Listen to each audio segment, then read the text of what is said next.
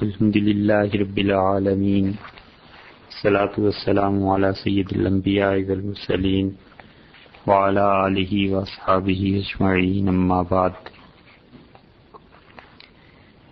گزشتہ بیان میں بات یہ ہو رہی تھی کہ اللہ تعالی کو اپنے بندوں سے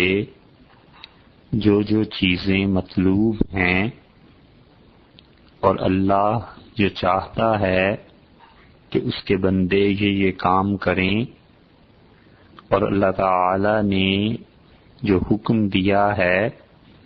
کہ میں یہ چیزیں اپنی مخلوق میں اور خاص طور پہ اپنے مومن بندوں میں دیکھنا چاہتا ہوں،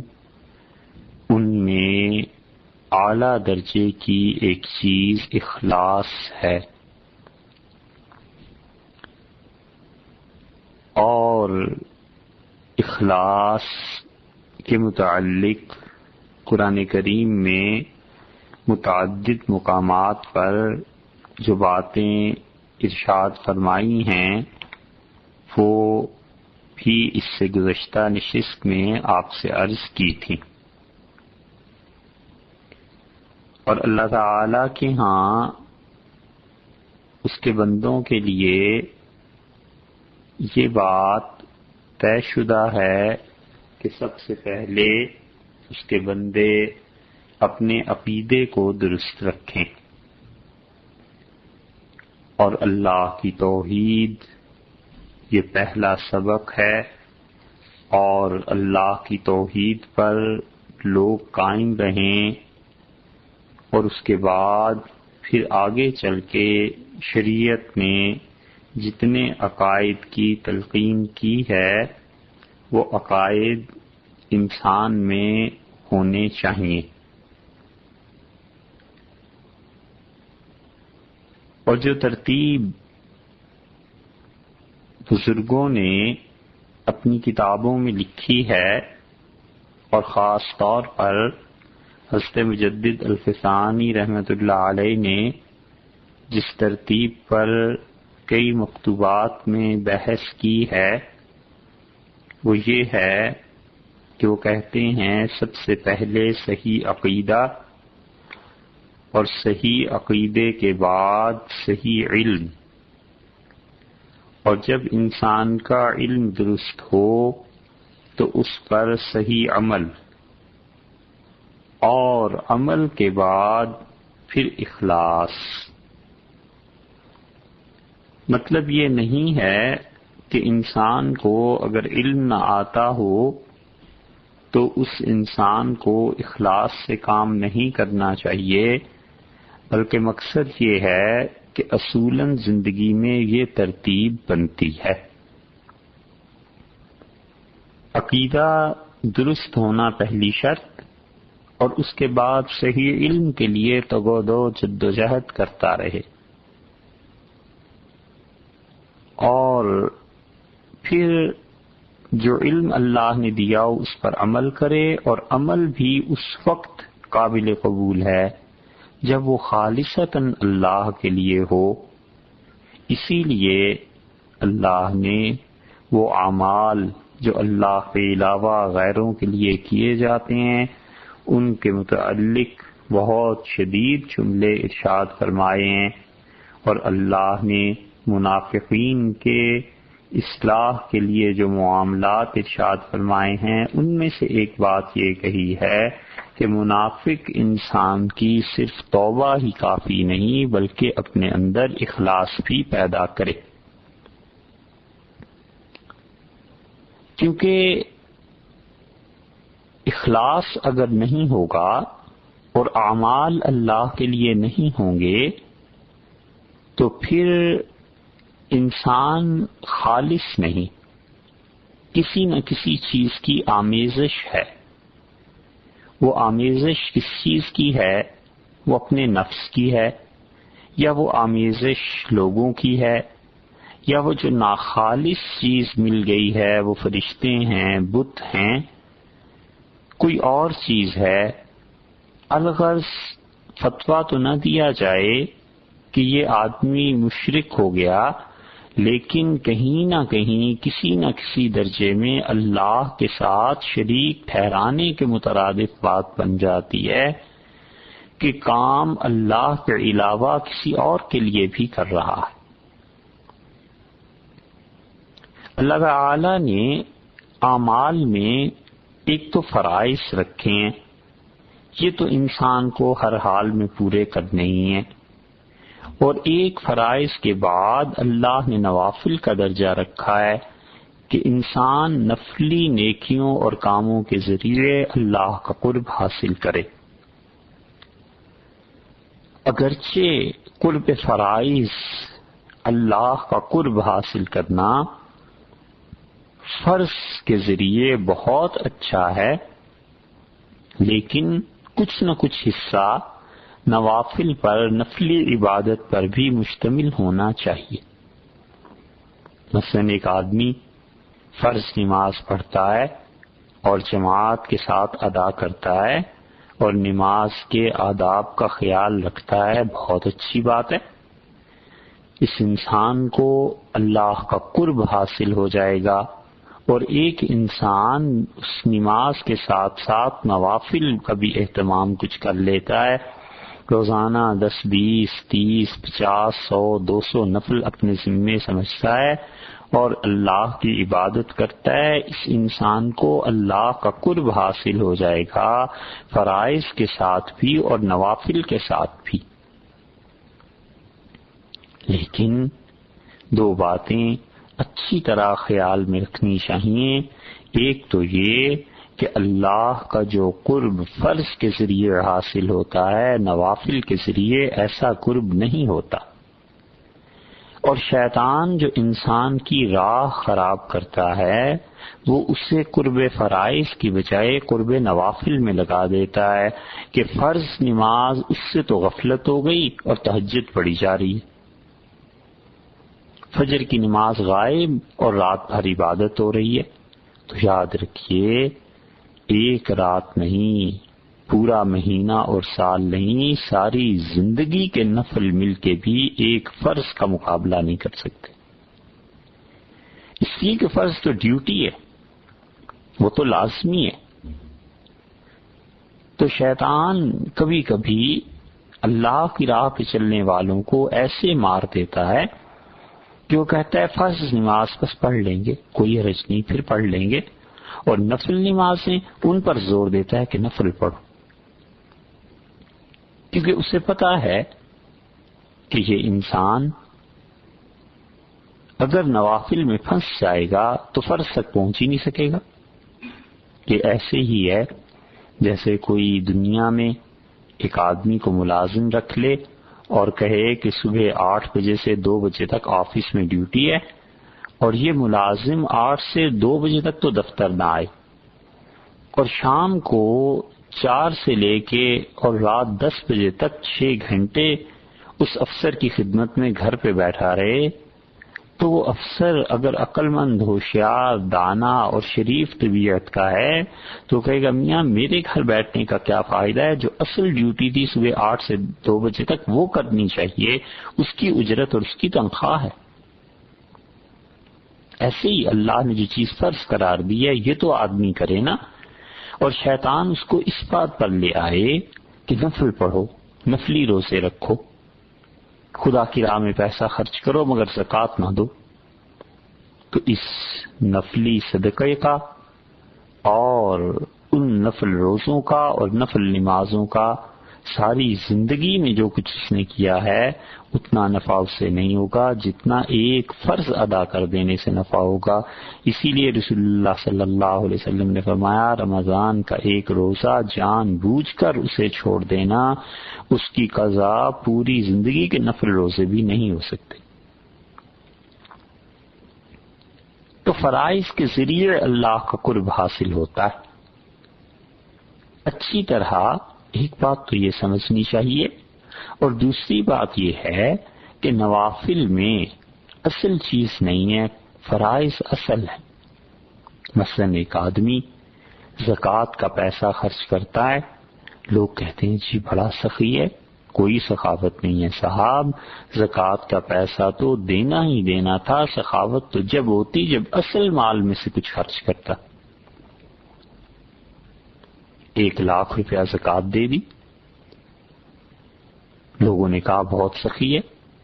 1,00,000 روپیہ فرض کر لیجئے 50 آدمیوں میں تقسیم ہو گیا، ہر ایک کو 2,000 مل گئے۔ 50 آدمیوں نے کہا جی بڑے سخی ہیں، 2,000 روپے دیتے ہیں۔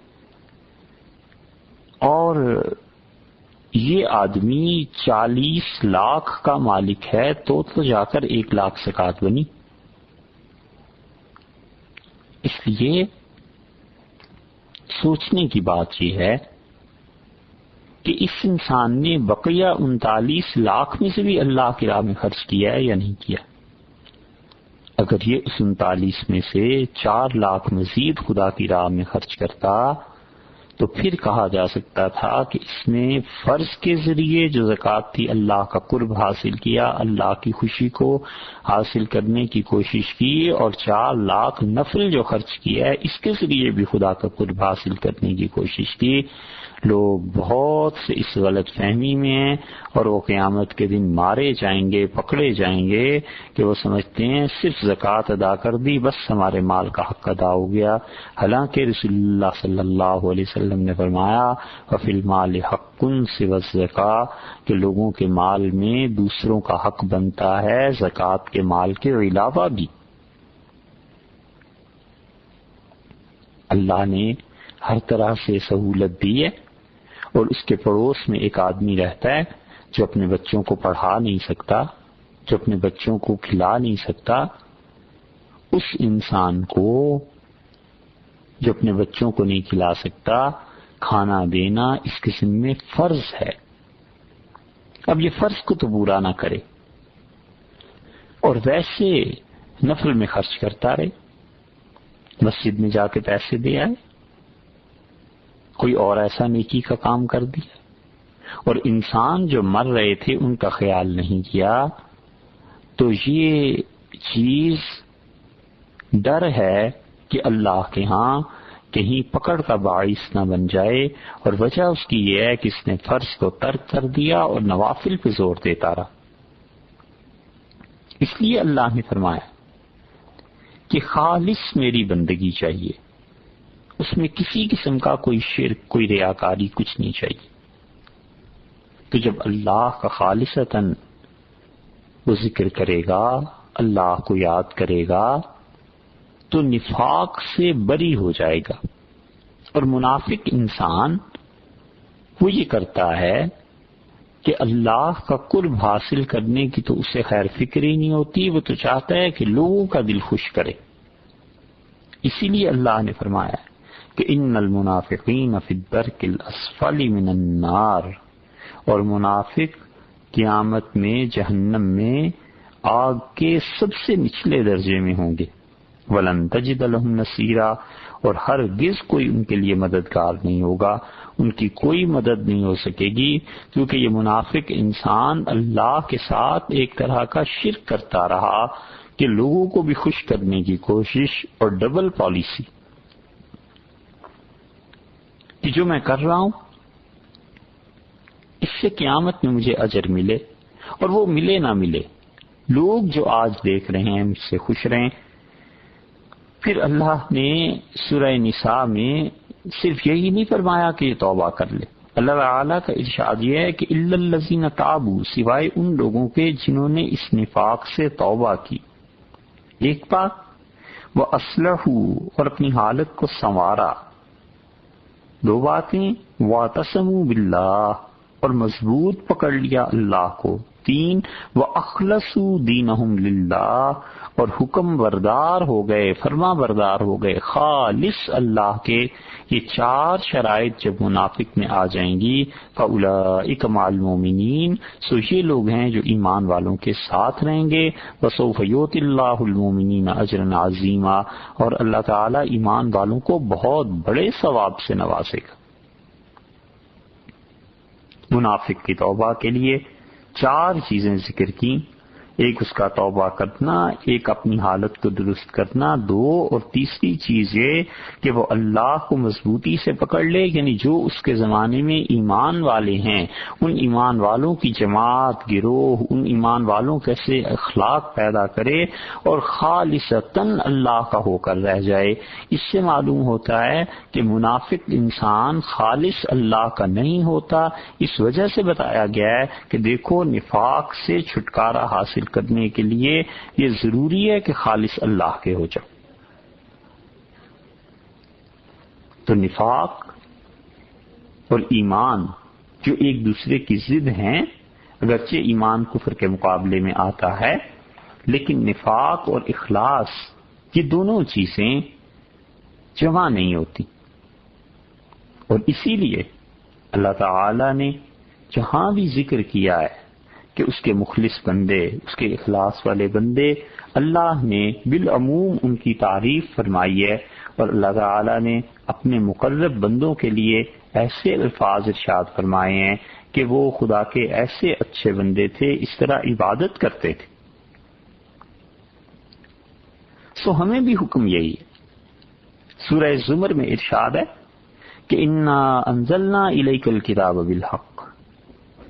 ہم نے آپ کی طرف کتاب جو نازل کی ہے قرآن پاک، یہ بالکل ٹھیک صحیح چیز ہے، سچی بات ہے۔ فاعبد اللہ، سو اے انسان اللہ کی عبادت کر، مخلص اللہ الدین، اور خالص اللہ کی بندگی کرو، الا للہ الدین الخالص۔ اور سنتے ہو، اللہ کا مطلب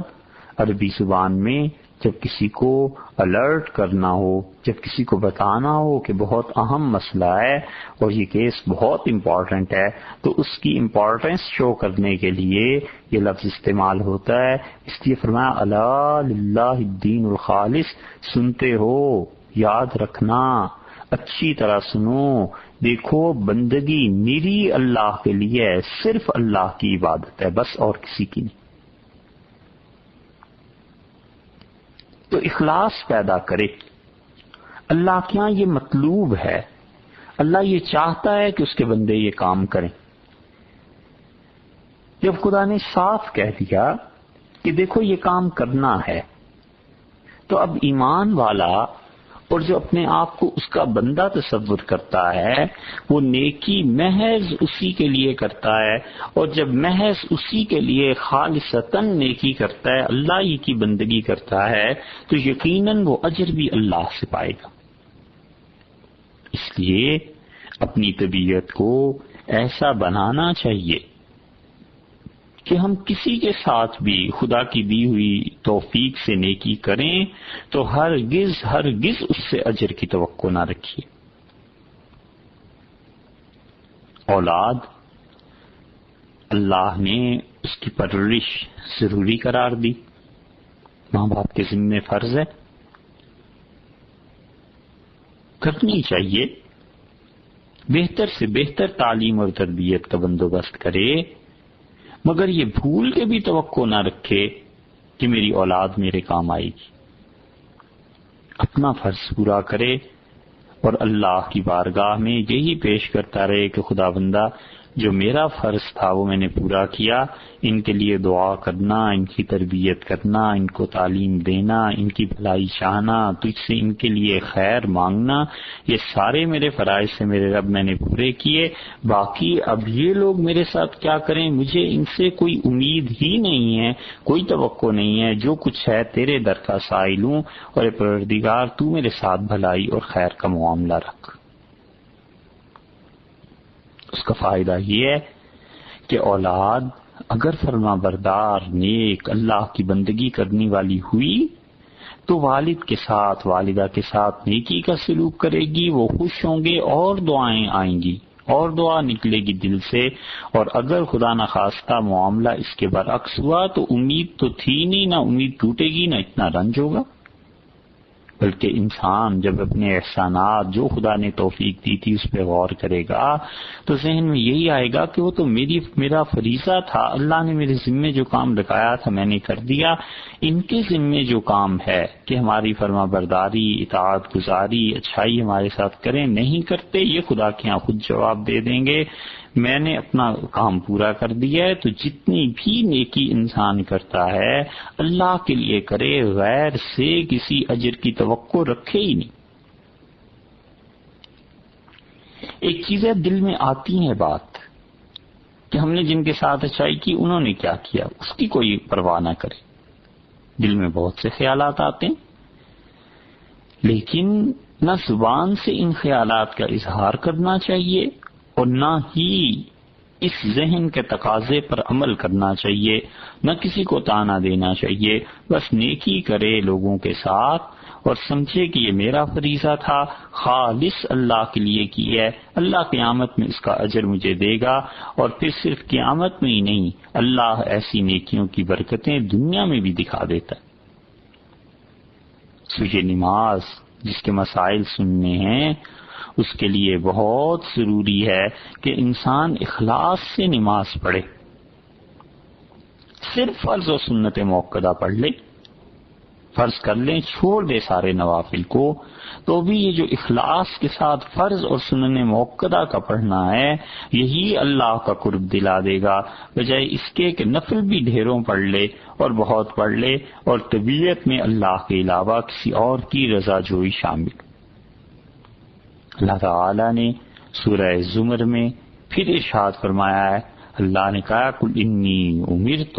آپ یہ کہہ دیجئے کہ مجھے اللہ کا حکم ہے کہ ان اعبد اللہ مخلص اللہ الدین، کہ میں اللہ کی بندگی کروں، اور پھر 2 مرتبہ فرمایا کہ اعبد اللہ، میں بندگی کروں اللہ کی مخلصاً،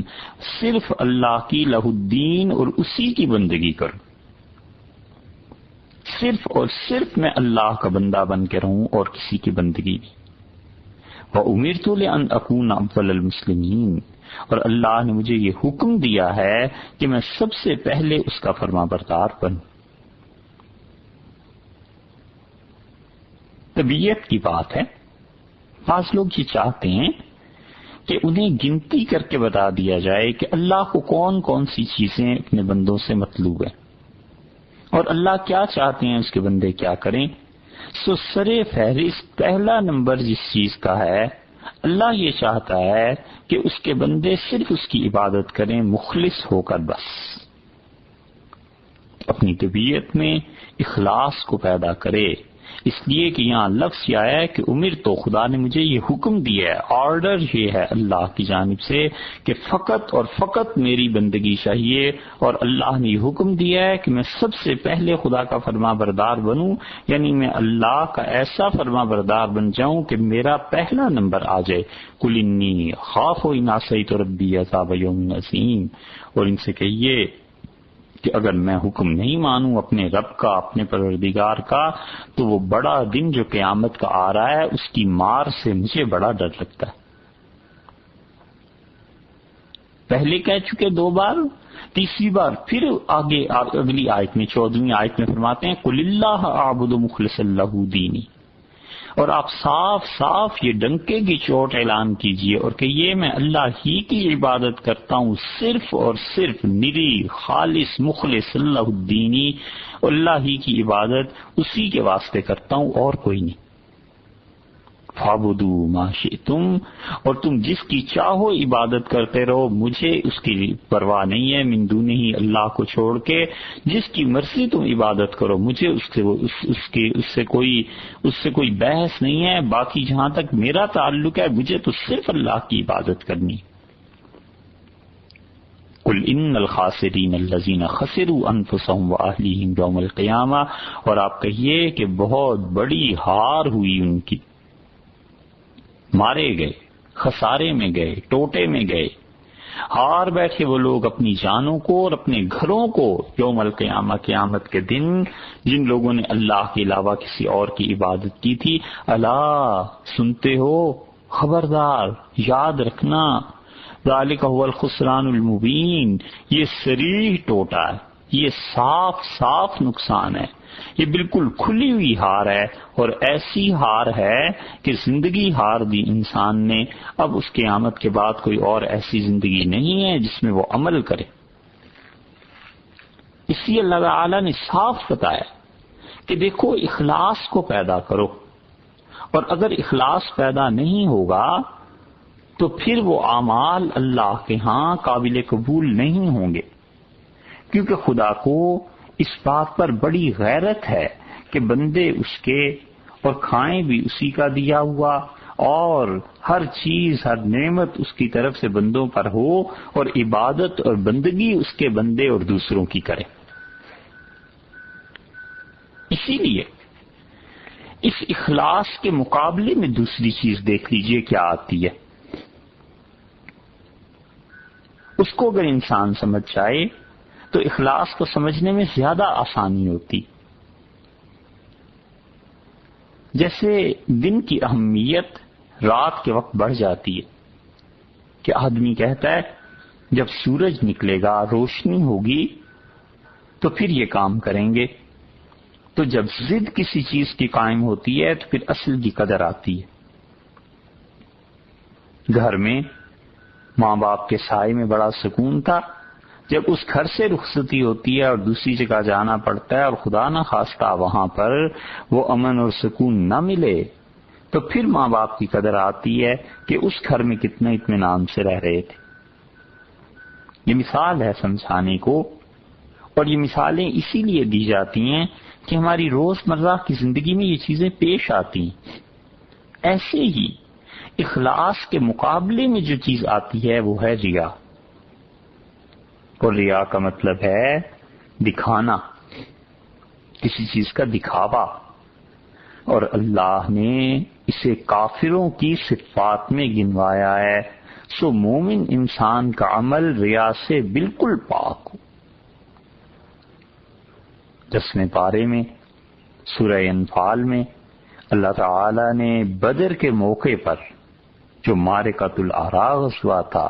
اور اسلام کی اساس تھی، اور جس میدان میں فیصلہ ہونا تھا کہ آج کے بعد اس دنیا میں خدا کی توحید باقی رہے گی یا شیطان کا شرک باقی رہے گا، اور آج کے بعد اس کائنات میں اسلام باقی رہے گا یا کفر باقی رہے گا، اور رسول اللہ صلی اللہ علیہ وسلم بہت واضح الفاظ میں یہ بار بار درخواست پیش کر رہے تھے کہ اللہ آج اگر ہم پٹ گئے تو پھر قیامت تک تیری عبادت بھی نہیں ہوگی۔ اس موقع پہ اللہ نے کہا ہے وَلَا تَكُونُوا كَالَّذِينَ خَرَجُوا مِن دِيَارِهِمْ بَطْرًا وَرِئَاءَ النَّاسِ، اور کبھی مت بننا ان لوگوں کی طرح جو ان صحابہ کرام رضی اللہ عنہ کے مقابلے میں مکہ مکرمہ سے اپنے گھروں سے نکل کر آئے تھے لڑنے کے لیے، اور وہ بات کیا تھی؟ 2 لفظ ارشاد فرمایا بطرن، وہ آئے تھے اتراتے ہوئے، ورئاء الناس، اور لوگوں کو دکھانے کے لیے وہ میدان جنگ میں اترے تھے، وَيَصُدُّونَ عَن سَبِيلِ اللَّهِ، اور اللہ کی راہ سے روکنے کے لیے نکلے تھے۔ یہ 3 خرابیاں کافروں کی گنوا دیں کہ وہ اترا رہے تھے۔ مومن انسان اللہ کے انعامات پر اتراتا نہیں، وہ جتنا جتنا اللہ کے انعامات میں دبتا چلا جاتا ہے اتنا ہی اتنا اس میں تواضع اور بندگی پیدا ہوتی جاتی ہے۔ اس لیے دنیا میں آدمی اپنی حالت پر خود غور کر لے، اگر پہلے 10 روپے کماتا تھا آج 20 کمانے لگا ہے، پہلے اکیلا تھا اب اللہ نے اولاد دے دی ہے، پہلے اولاد چھوٹی تھی اب خدا نے انہیں جوان کر کے دست و بازو بنا دی ہے، جتنے بھی انعامات اللہ کے بڑھتے جاتے ہیں، اگر یہ انعامات انسان کی طبیعت میں بندگی، عاجزی، تواضع، انکساری یہ پیدا کرتے ہیں، بس یہ خدا کا انعام ہے، شکر ادا کرتا رہے۔ اور اگر اس دولت، دنیا، اولاد، عہدہ، ان چیزوں کی وجہ سے طبیعت میں غرور پیدا ہو رہا ہے، اترانا پیدا ہو رہا ہے، ان چیزوں کی وجہ سے دوسروں کی حقارت اور دوسروں پر ظلم کرنے کو طبیعت چاہ رہی ہے، تو چھوڑ دے اس عہدے کو، آگ لگا دے اس دولت کو، اور چپ کر کے ایک طرف کو بیٹھ جائے۔ ایسے نہ ہو کہ یہ اترانے کے جرم میں اپنی عاقبت برباد کر لے۔ دنیا اس کو ہار جانا اچھا ہے بجائے اس کے کہ آنکھیں بندوں اور آخرت ہار دے۔ اور دنیا میں اپنی طبیعت کو قابو پانا ضروری ہے، مت اترائے۔ یہ آج عہدہ ہے کل نہیں ہوگا، یہ دولت اور دنیا آج ہے کچھ نہیں ہو سکتا کل کو۔ اور یہ اولاد، یہ رشتہ دار، یہ کنبہ قبیلہ کس چیز پہ اترانا ہے، یہ سب چیزیں عارضی ہیں، اور مستقل چیز اللہ کی ذات، اس کی ناراضگی اور اس کی رضامندی ہے کہ وہ مستقل رہیں گے۔ اس لیے فرمایا کہ ان لوگوں جیسے نہ ہونا۔ تو صحابہ کرام رضی اللہ عنہ جو بدر میں آئے تھے وہ تو عاجزی کے ساتھ آئے تھے، اور ان کی قیادت کرنے والی ہستی وہ رات بھر اللہ کے سامنے جاگنے والی تھی، بدر کی پوری رات اللہ کے سامنے روتے رہے۔ اور دوسری طرف جو کافر آئے تھے اللہ نے ان کی صفات میں گنوایا ہے کہ بَطَرًا یا الناس، یہ اتراتے ہوئے آئے تھے اور لوگوں کو دکھانے کے لیے بدر کے میدان میں اترے تھے۔ اور اسی لیے ابو جہل نے کہا تھا کہ ہم 3 دن جا کر بدر میں رکیں گے، گانے بھی ہوں گے، ناچ وغیرہ یہ چیزیں بھی ہوں گی، اور اس کے ساتھ ساتھ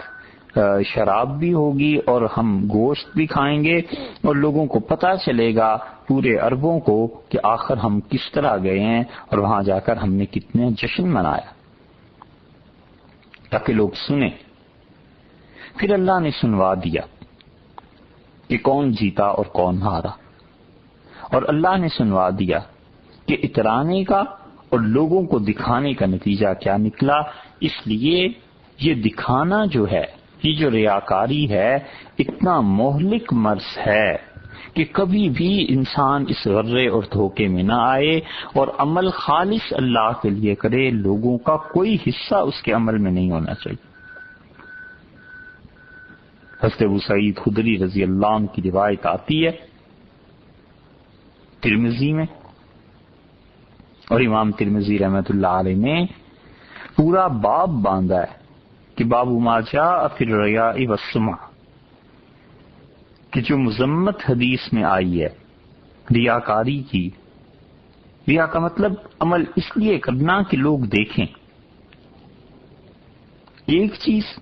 اور سمعہ کا مطلب یہ ہے کہ لوگ اس کی تعریف، یعنی لوگ اس کے عمل کو جب سنیں تو اس کی تعریف کریں، یہ بھی ریاکاری کا شعبہ ہے۔ کہ مثلا ایک آدمی نے لمبی نماز پڑھی، اسے پتہ ہے کہ لوگ دیکھ رہے ہیں، اور یہ لوگ جا کر کسی اور کو بتائیں گے کہ فلاں صاحب اتنی اچھی نماز پڑھتے ہیں، تو وہ صاحب جن تک بات پہنچے گی انہوں نے اسے نماز پڑھتے ہوئے نہیں دیکھا، لیکن اس کے دل میں خوشی ہے نا کہ وہ جب میرے متعلق سنیں گے کہ اتنی اچھی نماز پڑھ رہا ہے تو بڑے خوش ہوں گے۔ یہ ہے سمعہ۔ لیکن اس میں فرق کرنا ضروری ہے۔ ایک یہ ہے کہ وہ ایسے آدمی کے متعلق تصور کرتا ہے جو اللہ کے اچھے بندے ہیں، جو اس کے اساتذہ ہیں،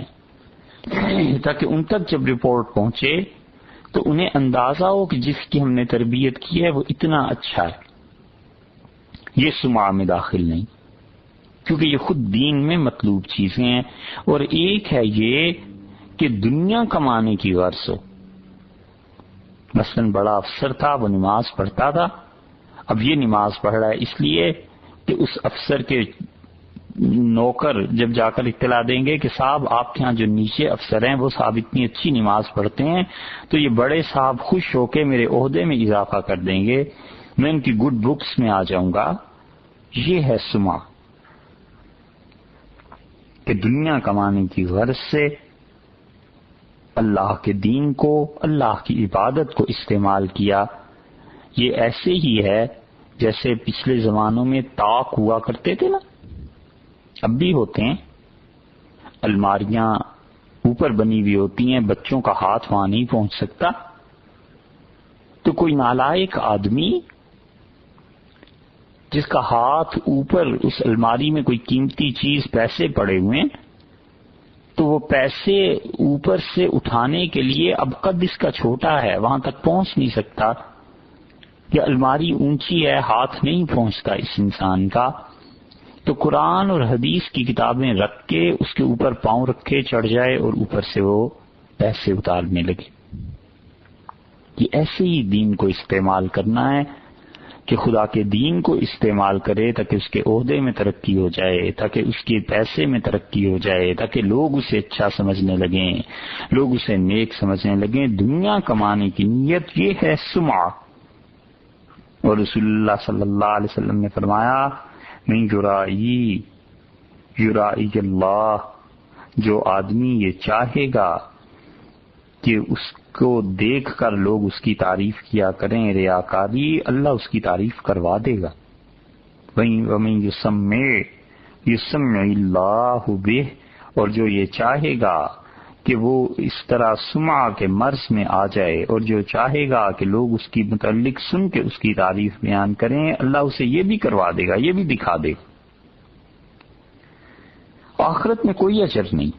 دنیا میں جس چیز کی اس نے نیت کی تھی خدا نے اسے دے دی۔ اور اسی بات کی مزید وضاحت حضرت ابو ہریرہ رضی اللہ عنہ کی روایت میں آتی، وہ روایت اگرچہ طویل ہے مگر ہے بہت عبرت کی چیز کہ انسان سوچے اخلاص عمل میں اگر نہیں ہوگا تو میرے عمل کا کیا وزن رہ جائے گا۔ اور اگر سمجھنا ہو تو بس یہ ایک حدیث ہی کافی، اور وہ حدیث یہ ہے کہ ایک صاحب کہتے ہیں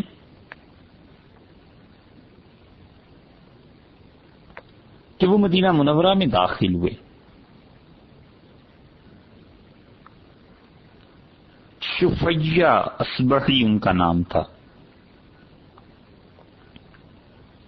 تو شفیہ رحمۃ اللہ علیہ نے کہا کہ مدینہ منورہ میں جب میں پہنچا تو میں نے دیکھا ایک شخص کے گرد بہت سے لوگ جمع ہیں۔ تو میں نے پوچھا کہ من ھذا، یہ صاحب کون ہیں؟ تو لوگوں نے جواب دیا کہ یہ حضرت ابو ہریرہ رضی اللہ عنہ۔ اس شفیہ کہتے ہیں کہ میں فدنوت منہ، میں ان کے قریب ہوا یہاں تک کہ میں حضرت ابو ہریرہ رضی اللہ عنہ کے سامنے جا کر بیٹھ گیا اور وہ لوگوں سے باتیں کر رہے تھے۔ جب وہ خاموش ہوئے تو میں نے ان سے عرض کیا کہ میں جو دور سے آیا ہوں، وہ جو میرا حق آپ پر بنتا ہے آنے کی وجہ سے، جو مہمان کا یا ایک طالب علم کا، میں اس کا واسطہ دے کے کہتا ہوں کہ مجھے کوئی ایسی بات سنائیں جو آپ نے رسول اللہ صلی اللہ علیہ وسلم سے خود سنی ہو اور آپ کے علم میں ہو۔ تو حضرت ابو ہریرہ رضی اللہ عنہ کہا کہ بالکل بیٹے میں تمہیں ایسی بات سناتا ہوں۔ اور پھر حضرت ابو ہریرہ رضی اللہ عنہ رونے لگے، اور ایسے شدید روئے کہ گویا ان کے ہوش و حواس ختم ہو گئے ہیں، غشی طاری ہو گئی۔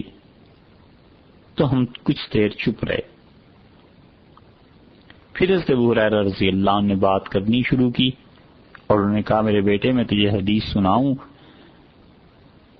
جو اس گھر میں غالباً مسجد نبوی مراد ہوگی، مجھے رسول اللہ صلی اللہ علیہ وسلم نے سنائی تھی، بات ارشاد فرمائی تھی، اور میرے علاوہ اور رسول اللہ صلی اللہ علیہ وسلم کے علاوہ کوئی تیسرا آدمی نہیں تھا، بس میں تھا اور حضور اکبر صلی اللہ علیہ وسلم تھے۔ اور پھر ابو ہریرہ رضی اللہ عنہ رونے لگے، اور پھر اس کے بعد انہوں نے اپنے چہرہ مبارک کو صاف کیا آنسوؤں سے، اور انہوں نے کہا بالکل میرے بیٹے میں تمہیں وہ حدیث سناؤں گا، اور اس گھر میں میرے اور رسول اللہ صلی اللہ علیہ وسلم کے علاوہ کوئی تیسرا اس وقت اس مجلس میں موجود نہیں تھا۔ اور پھر تیسری مرتبہ ابو ہریرہ رضی اللہ عنہ روئے، اور اتنا کہ وہ ایک طرف کو جھک گئے۔ اور پھر جب ان کا رونا تھما ہے تو انہوں نے کہا مجھ سے رسول اللہ صلی اللہ علیہ وسلم نے فرمایا تھا کہ قیامت کے دن اللہ جب اپنے بندوں کا حساب شروع کرے گا تو ہر امت گھٹنوں کے بل بیٹھی ہوئی ہوگی، خدا کا جلال، اس کا روب اتنا غالب ہوگا کہ لوگ پہلو نہیں بدل سکیں گے، اور سب سے پہلے اس انسان کو بلایا جائے گا جمع القرآن جس نے قرآن کو یاد کیا تھا۔ اور دوسرا آدمی وہ بلایا جائے گا جو خدا کی راہ میں شہید ہو گیا تھا، اور تیسرا آدمی جو بہت مالدار تھا، سرمایہ دار تھا۔ تو اللہ تعالیٰ اس قاری کو بلا کر پوچھیں گے کہ کیا جو چیز میں نے اپنے رسول صلی اللہ علیہ وسلم پر نازل کی تھی اس کا علم تمہیں نہیں دے دیا تھا؟ وہ کہے گا بلا یا رب، اے پروردگار کیوں نہیں، اس قرآن کا علم تو نے مجھے عطا فرمایا تھا۔ تو اللہ نے کہا، اللہ تعالیٰ اس سے فرمائیں گے فماذا عملت فیما علمت، جو ہم نے تمہیں علم دیا تھا اس پر عمل کتنا کیا ہے؟ یہ ہم بھی سوچیں۔ قرآن پاک کی تفسیر، اس کا ترجمہ، یہ پڑھ لینا کچھ آسان بات نہیں۔ قرآن اس کا تقاضا کرتا ہے کہ جب تم نے پڑھ لیا اور تمہیں اللہ کا حکم پیغام مل گیا، اب اس کے مطابق عمل بھی کرو۔ اس لیے کسی انسان کی زندگی میں قرآن کو پڑھنے کے سمجھنے کے بعد بھی تبدیلی نہیں آتی تو اس کو 1000 بار اپنے پہ غور کرنا چاہیے کہ آخر کیا وجہ ہے میں قرآن پڑھنے اور سننے اور اس پر اس کی تعلیم سے پہلے بھی ویسا اور بعد میں بھی ویسا۔ یہ جتنے بیانات آپ حضرات سنتے ہیں اور خواتین سنتی ہیں، وہ بار بار اس بات پر غور کریں کہ یہ علم میں اضافہ ہو رہا ہے، کیا اس علم کی وجہ سے عمل میں بھی تبدیلی آ رہی ہے یا نہیں، اور اگر عمل میں بھی تبدیلی آ رہی ہے تو اخلاص پیدا ہو رہا ہے یا نہیں۔ اور یقین جانیے کہ اگر اخلاص پیدا نہیں ہو رہا اور قرآن اور حدیث اور فقہ کا یہ علم آپ کے عمل میں تبدیلی پیدا نہیں کر رہا تو پھر کہیں ڈر ہے ایسے نہ ہو کہ قیامت میں یہ علم وبال بن جائے، یہ وبال جان بن جائے اور انسان پکڑا جائے۔ تو اللہ تعالیٰ نے اس سے پوچھا کہ جو علم میں نے تمہیں دیا تھا تم نے عمل کتنا کیا؟ قال كنت اقوم به، اس نے جواب میں عرض کیا کہ میرے پروردگار میں اس قرآن کے ساتھ آناء اللیل و آناء النہار، راتوں کو تیرے حضور میں کھڑا رہا اور دن کو میں اس قرآن کی تلاوت کرتا رہا۔ اور اللہ اس سے کہیں گے کذبت، جھوٹ بکتا ہے۔ اور جو ہی باری تعالیٰ یہ کہیں گے یہ جھوٹ بکتا ہے، وتقول الملائکہ، فرشتے بھی بولیں گے اس کو اور کہیں گے کذبت، تو جھوٹ کہتا ہے۔ چاروں طرف جھوٹ جھوٹ کی صدا گونجے گی۔ اللہ نے جب کہہ دیا کہ یہ جھوٹ کہتا ہے تو فرشتے تو لا محالہ کہیں گے۔ اور اللہ فرمائیں گے بل اردت ان یقال، تم نے تو یہ نیت کی ہوئی تھی کہ فلان قاری، لوگ تمہیں کہیں کہ قاری صاحب ایسے اچھے اور قاری صاحب کی آواز ایسی اچھی اور اتنا زبردست قرآن، فقد قیل ذاک، اور ہم نے یہ دنیا میں تجھے مرتبہ دے دیا تھا، لوگوں نے تیری تعریف کر دی تھی۔ تو نے کب قرآن پڑھا ہے؟ تو نے تو اس لیے پڑھا تھا کہ تیری نیک نامی وہ ہو گئی۔ اور پھر اس سے ابو ہریرہ رضی اللہ عنہ نے فرمایا دوسرا آدمی لایا جائے گا اور اس سے پوچھا جائے گا مال والے سرمایہ دار سے، اللہ تعالیٰ کہیں گے کہ الم اوسع علیک حتی لم ادعک تحتاج الی احد، کیا میں نے تمہیں اتنا مال نہیں دے دیا تھا کہ دنیا میں تم کسی کے محتاج نہیں رہے؟ وہ عرض کرے گا اے پروردگار بالکل۔ تو اللہ کہیں گے فماذا عملت فیما آتیتک، یہ جو مال میں نے تجھے دیا تھا تو نے اس مال کی بنا پر کیا عمل کیا؟ وہ عرض کرے گا کہ کنت اصل الرحم، اللہ اس مال سے میں اپنے رشتہ داروں کے حق ادا کرتا رہا، وتصدق، اور میں خدایا تیری راہ میں خرچ کرتا رہا، مال پہ جو حق تھا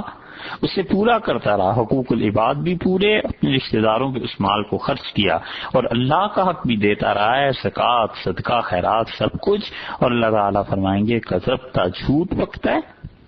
وتقول الملائکہ، اور فرشتے بھی ساتھ ہی بولیں گے اور کہیں گے کذبت، یہ جھوٹ ہے، یہ جھوٹ کہتا ہے۔ اور اللہ کہیں گے بل اردت ان یقال فلان جواد،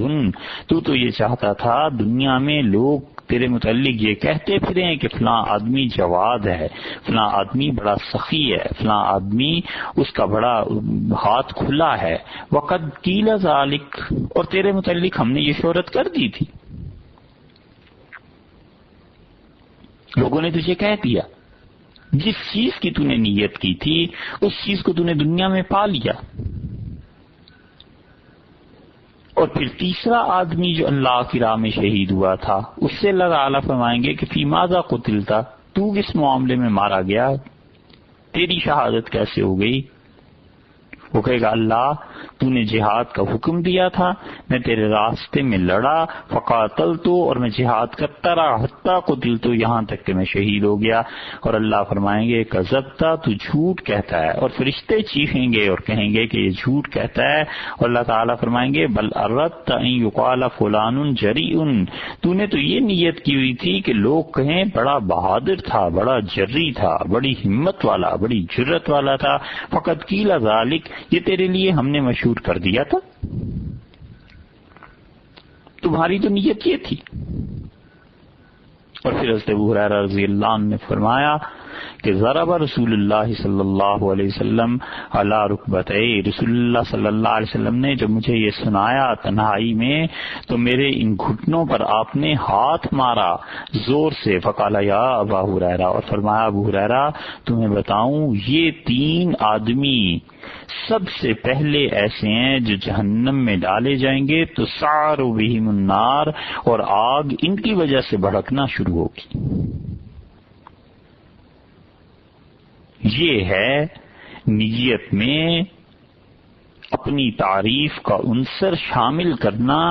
کہ اللہ کے لیے خالص نماز، روزہ اور عبادتیں نہیں رہیں، نیکی کے اور دین کے کام اس لیے کہ اخبار میں اشتہار چھپے، تصویریں لگیں اور لکھا جائے کہ فلاں صاحب یہ فلاں کو زکوٰۃ دے رہے ہیں، فلاں صاحب یہ اتنی نیکی کا کام کر رہے ہیں، حتیٰ کہ اگر عہدہ بڑا ہو گیا ہے اور بدقسمتی کہ کوئی نماز اگر پڑھ ہی لی ہے تو نماز کی بھی تصویر آنی چاہیے کہ صاحب نے فلاں جگہ پہ آج نماز ادا کی۔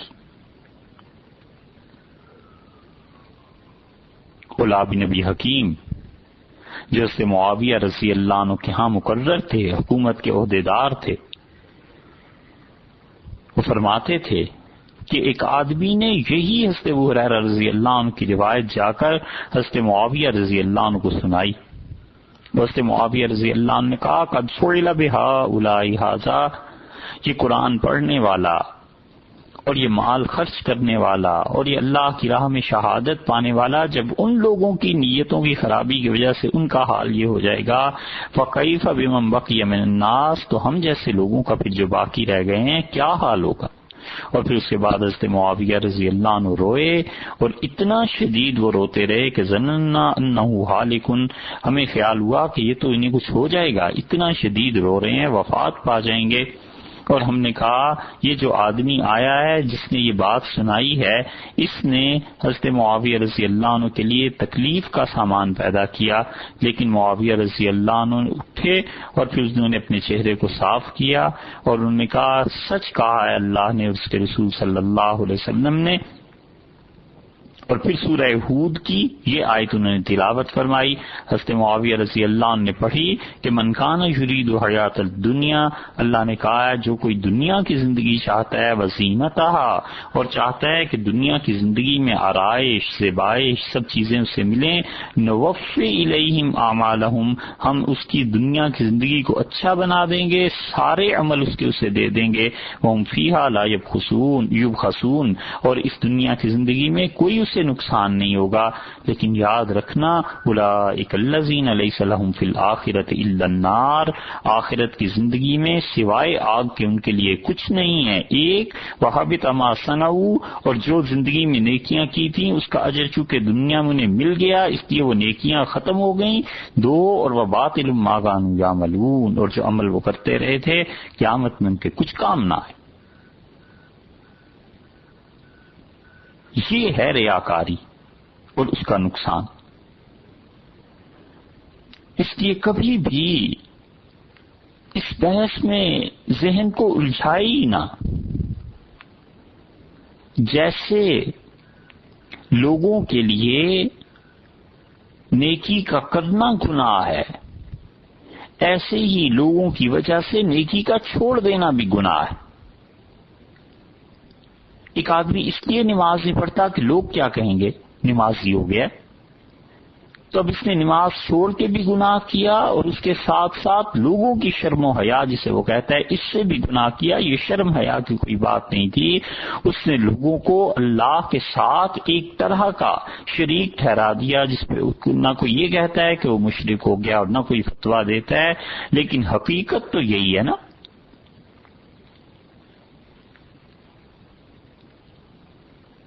بھلا آدمی وہ، اچھا آدمی وہ جو نیکی کے کاموں میں اجر ثواب پانے کی غرض سے سارے انسانوں کا جنازہ ایک بار پڑھتے، بس کہ اس سے بحث ہی نہیں ہے کہ لوگ میرے ساتھ کیا کرتے ہیں. وہ ہماری نیکیوں کو سراہتے ہیں، نہیں سراہتے. ہمارا ذکر خیر سے ہوتا ہے یا شر سے، لوگ عزت کرتے ہیں یا توہین، ان سب چیزوں سے بلند و بالا ہو کے فقط اور فقط اللہ کی توحید کا قائل ہو جائے کہ اللہ کے ہاں میری مذمت ہے یا تعریف ہے، اللہ مجھے مومن سمجھتا ہے یا کافر سمجھتا ہے، خدا کے ہاں میں کس کھاتے میں ہوں اور خدا کے ہاں گڈ بکس میں ہوں یا نہیں.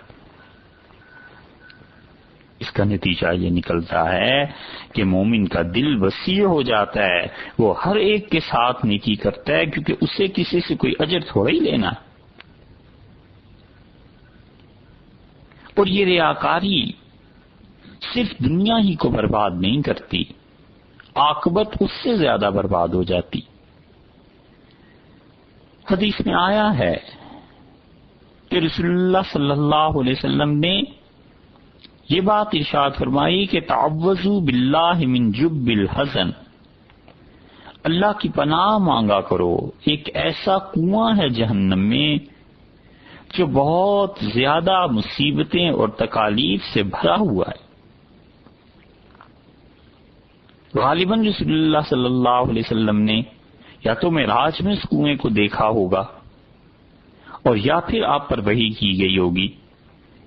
ہم نے عرض کیا کہ اللہ کے رسول وما جب الحزنی، یہ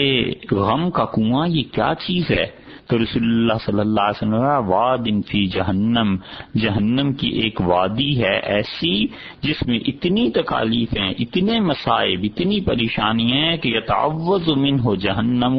کل یوم مئۃ مرہ، خود جہنم کی آگ اس وادی سے پناہ مانگتی ہے دن میں 100 بار. ایک ایک دن میں، یعنی کچھ مخصوص وقت ہے اس میں 100 بار جہنم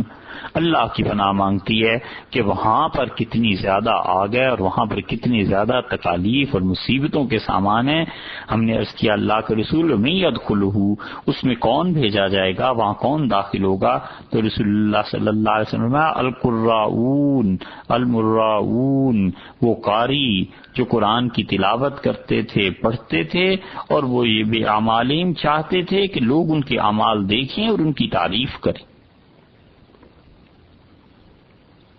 اسی لیے اسلاف جو تھے وہ نیکی کر کے اسے اتنا چھپاتے تھے کہ ہم لوگ گناہ کر کے اتنی فکر نہیں کرتے اس کے چھپانے کی. یہ ابراہیم نخعی رحمۃ اللہ علیہ کوفہ والوں کے امام تھے، مفتی تھے، تابعین میں سے تھے. کئی کے متعلق آتا ہے، ان کے متعلق بھی ایسے ہی جملہ آتا ہے کہ وہ مسجد میں ستون کے ساتھ ٹیک لگا کر نہیں بیٹھتے تھے.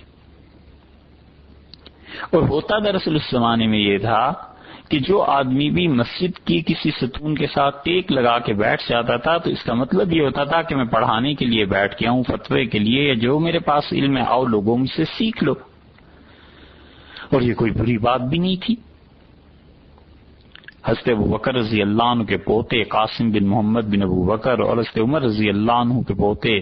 سالم بن عبداللہ بن عمر رضی اللہ عنہ وغیرہ اور حضرت علی رضی اللہ عنہ کے پوتے رضی اللہ عنہم، یہ سارے کے سارے حضرات مسجد نبوی میں بیٹھتے تھے.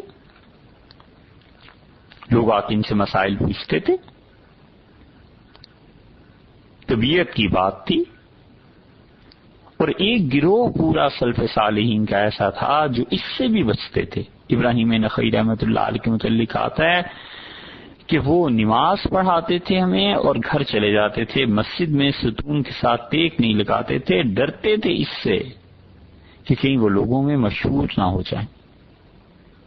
کہیں لوگوں میں شہرت نہ آ جائے، ایسے نہ ہو کہ عمل میں کوئی ذرہ برابر ریاکاری کوئی ایسی چیز ہو جائے۔ یہ چیز تھی ان کے ہاں، حالانکہ وہ ایسے لوگ تھے کہ ابراہیم نخعی رحمۃ اللہ علیہ نے علقمہ سے پڑھا تھا، اور یہ کہتے تھے، یہ سب لوگ حضرت عبداللہ ابن مسعود رضی اللہ عنہ کے شاگردوں میں بعد کی پشتوں میں شمار ہوتے تھے، اور یہ پوچھتے تھے اہل مدینہ سے کہ کیا مدینہ منورہ میں عبداللہ ابن مسعود رضی اللہ عنہ جیسا بھی کوئی پڑھا لکھا ہے؟ تو اہل مدینہ بتاتے تھے کہ تمہارے صاحب، تمہارے استاد جیسی ہستی مدینہ منورہ میں کوئی اتنا پڑھا لکھا نہیں۔ یہ اس تربیت کا اثر تھا۔ اس لیے یہ نماز کے مسائل، یہ وضو، آذان، یہ سب چیزیں برحق درست، مگر صاحب روح کی فکر کرے کہ ان چیزوں میں روح کیسے پیدا ہوتی ہے، ان چیزوں میں جان کیسے پیدا ہوتی ہے، اور وہ روح اور جان پیدا ہوتی ہے اپنی نیت کو درست کرنے سے کہ خالص اللہ کے لیے کام کرنا، اللہ کے علاوہ کسی سے غرض نہیں، اللہ کے علاوہ کسی کے لیے عمل نہیں، اللہ تعالی کے علاوہ کسی کی خوشی نہیں چاہیے، ہمیں اپنے کام سے کام ہے، بس اس کا اجر دینے والا اللہ ہے،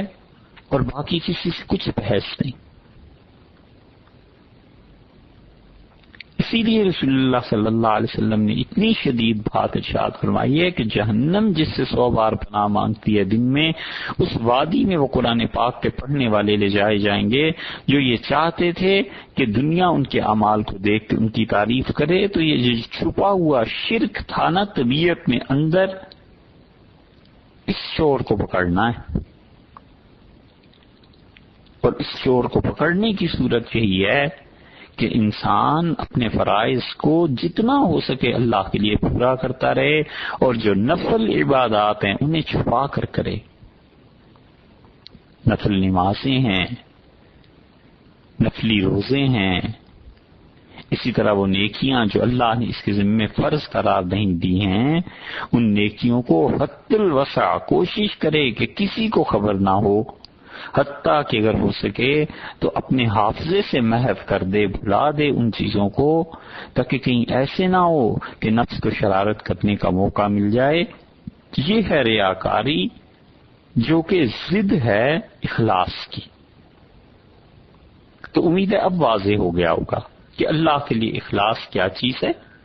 اور اس کے مقابلے میں ریاکاری کیا چیز ہے، اور اللہ نے کس قدر زیادہ شدید مطالبہ کیا اپنے بندوں سے کہ بالکل اخلاص سے کام کرنا، میرے لیے کام کرنا ہے اور میرے علاوہ کسی کے لیے کام نہیں کرنا، اور اللہ نے کتنی شدت سے منع کیا اور حالات ان کے بیان فرمائے ہیں جو لوگ اپنے گھروں سے نکلے تھے اور اللہ کے علاوہ دوسروں کو وہ خوش کرنا اور راضی رکھنا چاہتے تھے، اور اللہ نے بتا دیا اور اس کے رسول صلی اللہ علیہ وسلم نے بھی کہ ایسے لوگوں کا انجام کیا ہوتا ہے۔